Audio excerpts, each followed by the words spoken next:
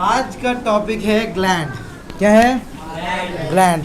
क्या होता है ग्लैंड, कैसे होता है? ग्लैंड मतलब हमने कुछ ग्लैंड पढ़े हैं, कुछ नहीं ग्लैंड पढ़े, है ना? लाइव ग्लैंड नहीं पढ़ा अभी तक। भी बोतल दी वो। Library gland. तो आज हमारा जो टॉपिक है वो क्या है? ग्लैंड। जरा ध्यान से सुन लो, क्या होता है ग्लैंड। ग्लैंड एक थैली जैसी होती है, मतलब कोई भी चीज थैली जैसा जिसके अंदर कुछ ना कुछ भरा हो। जैसे ये देखो, ये एक बोतल है जिसके अंदर क्या है, कुछ ना कुछ भरा रहेगा। आज पानी है, कल को जूस भरा है, कभी कुछ भरा होगा। तो वैसा ही ये क्या, एक थैला होता है। क्या होता है? थैला होता है। पकड़ इसको।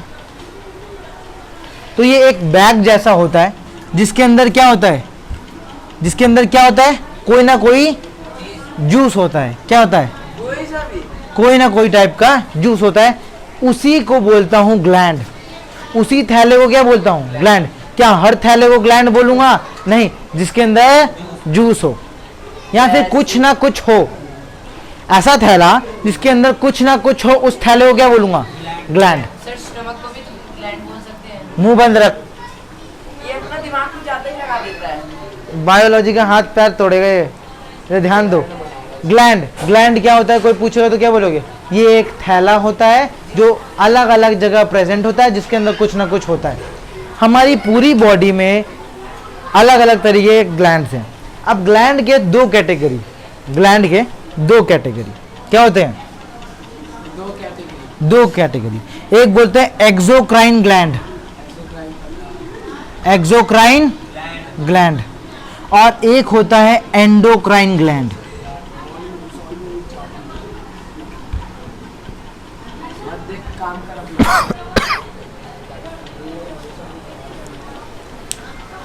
ग्लैंड दो टाइप के, कौन कौन सा? एक एक्सो और एक एंडो। एक एक्सो और एक एंडो। एक्सोक्राइन ग्लैंड और एंडोक्राइन ग्लैंड। एक्सोक्राइन ग्लैंड और एंडोक्राइन ग्लैंड। ठीक है। एक्सोक्राइन ग्लैंड से तुम्हें ऐसा लगता होगा, पहले बताओ ग्लैंड क्या है? जो एक थैला जिसके अंदर कोई चीज कुछ ना कुछ होगा, कुछ भी, कोई जूस हुआ या कुछ। पापा वीडियो बन रहा है, बैठ जाओ, आप लेट हो गए। अच्छा ठीक है। तो एक्सोक्राइन ग्लैंड तुम्हें क्या लगता है? शरीर के बाहर होगा, हैं? और एंडोक्राइन शरीर के अंदर, जिसको ऐसा लगता है एकदम गलत है, क्योंकि शरीर के बाहर किसका थैला लटका है भाई? किसी का नहीं, उसका दिमाग बाहर लटका है। उसका वो भाई ये पूरा ग्लैंड से ही बना है, उसका छोड़ दो। चलो इधर ध्यान दो। एक्सोक्राइन ग्लैंड का मतलब ये बिल्कुल नहीं कि ये बाहर है, नहीं एंडो का है कि अंदर है। दोनों ही अंदर मिलते हैं। कहाँ मिलता है?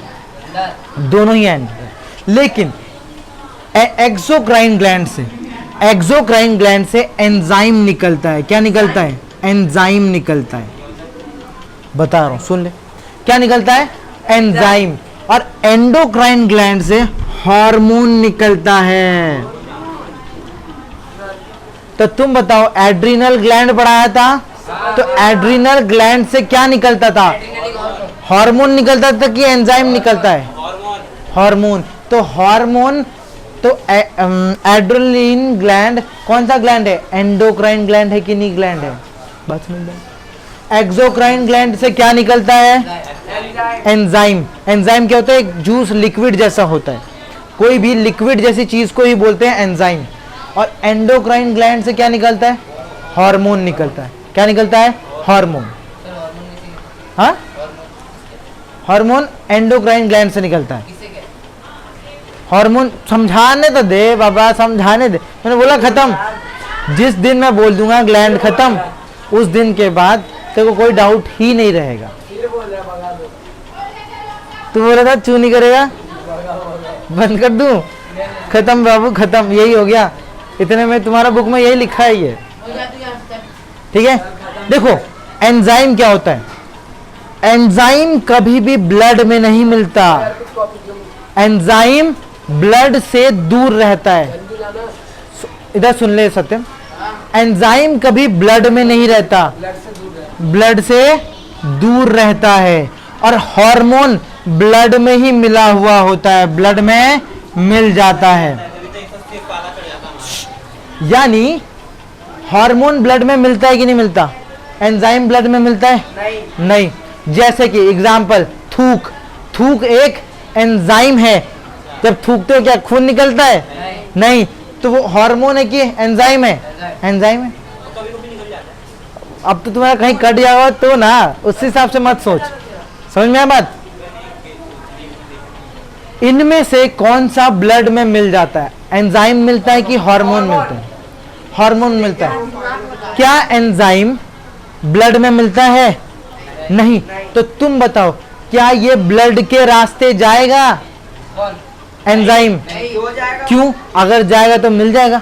तो इसी के लिए एक अलग से पाइप लगाया जाएगा, अलग सिस्टम, जिसे बोलते हैं डक्ट। क्या बोलते हैं? डक्ट। बोलते हैं कि नहीं बोलते? बोलते क्या है इसको? डक्ट। यानी एंजाइम, सुनो ना, बोलते रहते हो, चुपचाप मुंह बंद करके सुनते नहीं। एंजाइम हमेशा, क्योंकि ब्लड में नहीं मिलता, इसीलिए इसका एक अलग रास्ता है, उस रास्ते को बोलते हैं डक्ट। क्या बोलते हैं? डक्ट। उतार बाद में लियो, पहले सुन ले, ठीक है? क्या इसमें अब बताओ, हार्मोन ब्लड में ही मिलता है, तो क्या इसमें कोई डक्ट होगा? नहीं, ब्लड में ही मिलके चला जाएगा जहां जाना होगा। ठीक है, रख दो। तो एक्सोक्राइन ग्लैंड ब्लड में मिलता है? नहीं। क्या? तो इसके लिए अलग से डक्ट होता है? होता है। इसका एग्जाम्पल जैसे कि थूक, जैसे हमारे 3 यहाँ पे ग्लैंड बताए थे मैंने, एक पैरोटाइड ग्लैंड, सब मैंडिबुलर ग्लैंड और सब लिंगुअल ग्लैंड। सबसे बड़ा ग्लैंड क्या होता है? पैरोटाइड। पैरोटाइड ग्लैंड से निकलता क्या है? टाइलिन निकलता है। क्या निकलता है? टाइलिन। टाइलिन निकलता है, समझो। टाइलिन, टाइलिन निकलता है। टाइलिन क्या करता है? थूक में मिला हुआ होता है, वो स्टार्च को पचाता है। खाने में जो स्टार्च होगा उसको पचाएगा। स्टार्च को बोलते हैं हिंदी में चोकर। चोकर की क्या बोलते हैं? चोकर। अच्छा, आटे को? हाँ, जो चोकर निकलता है आटे चावल, उसी को स्टार्च बोलता हूँ। खाने में अगर स्टार्च नहीं हो तो पचेगा नहीं, ठीक है? कहाँ गया? बात समझ में आई? बात समझ में आ रही है? तो एक्सोक्राइन ग्लैंड के एग्जाम्पल बताता हूं। एक तो है सलाइवा। क्या सलाइवा जब तुम थूकते हो क्या खून निकलता है? नहीं, क्योंकि उसका अलग एक पाइप होता है, अलग एक डक्ट होता है, इसीलिए कभी भी उसमें ब्लड नहीं आता। क्यों? क्योंकि वो एक एंजाइम है, हार्मोन नहीं है। जब तुम, जो हमारा थूक है क्या है? एंजाइम है कि हार्मोन है? एंजाइम है, क्योंकि उसमें ब्लड नहीं है। बात समझ में आई? और क्या होता है? हाँ, यूरिन क्या निकलता है ना? अबे कोई ग्लैंड से निकल रहा है, ग्लैंड थोड़ी ना है वो तो यूरिनरी ब्लैडर से निकलता है, किसी ग्लैंड से नहीं निकलता।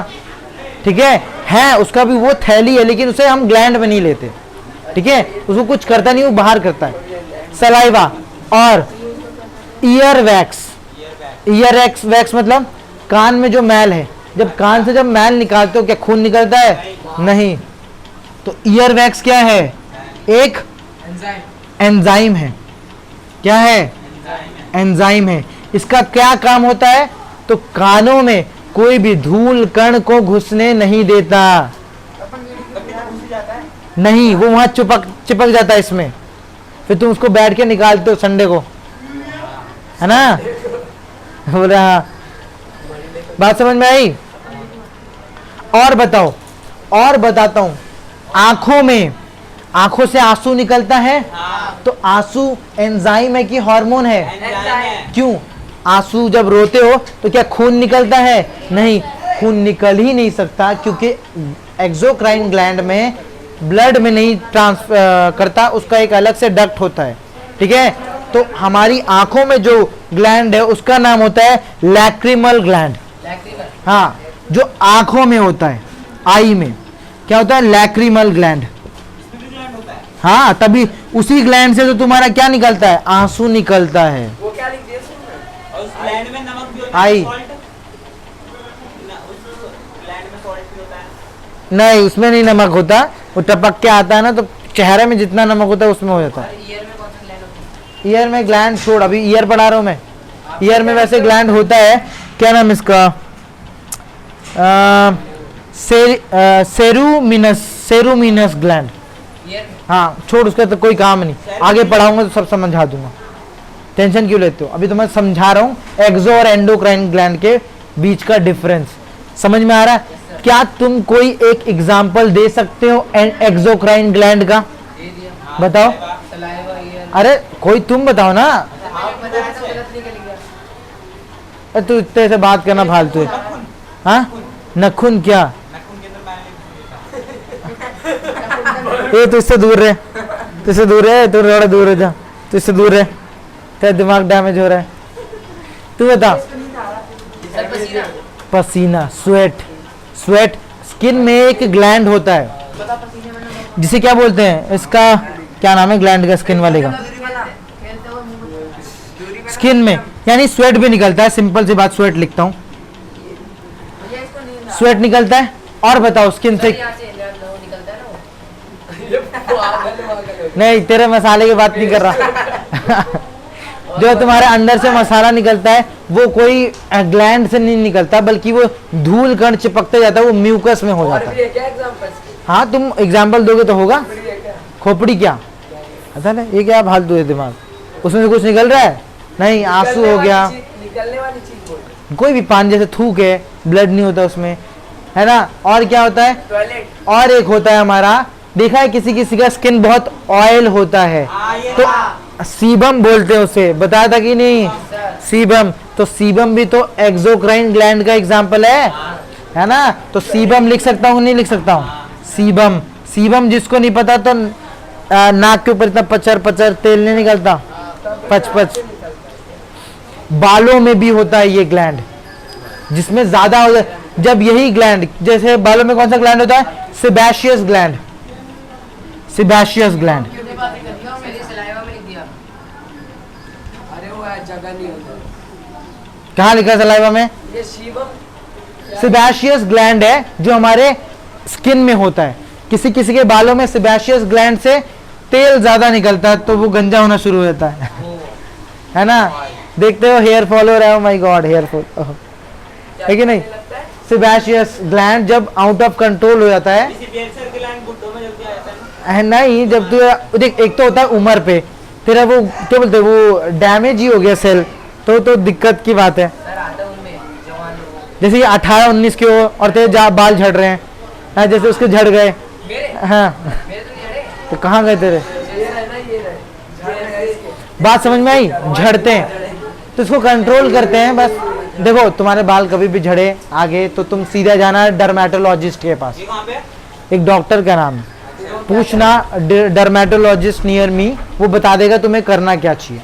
तुम्हारा स्किन का वो चेकिंग करेगा कि तुम्हारे स्किन में क्या प्रॉब्लम है, सेबेशियस को ग्लैंड को कैसे कंट्रोल करे, वो बताएगा, दवाई देगा, कुछ दिनों में ठीक हो जाएगा। अभी जो बुड्ढों लोगों के जो बाल उड़े हुए हैं, मैं बोल रहा हूँ जो 17-18 साल की उम्र में जिनके बाल झड़ना शुरू होते हैं, 17-18 तक बाल। हाँ तो फिर ले जा सकते कुछ कुछ के, जब सेबेशियस ग्लैंड कंट्रोल से बाहर होते हैं, हो, उसका पूरा इधर इधर उड़ रहा है।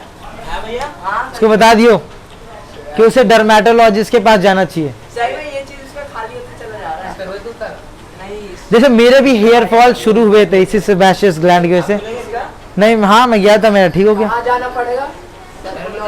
डर्मेटोलॉजिस्ट के पास। मेरी क्लास में एक तो बच्चे ना भेजता हूँ कल डर्मेटोलॉजिस्ट। समझ में आया?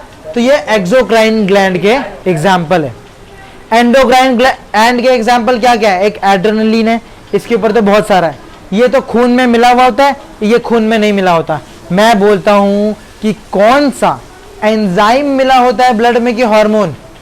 हार्मोन। समझ में बात? इसलिए जब गुस्सा आता है तो पूरा शरीर कांपता है, जब डरते हो तो पूरा शरीर कांपता है, सारे ग्लैंड के काम होते हैं। सारा ज्यादा तो पैर ही हिलते हैं हमारे शी।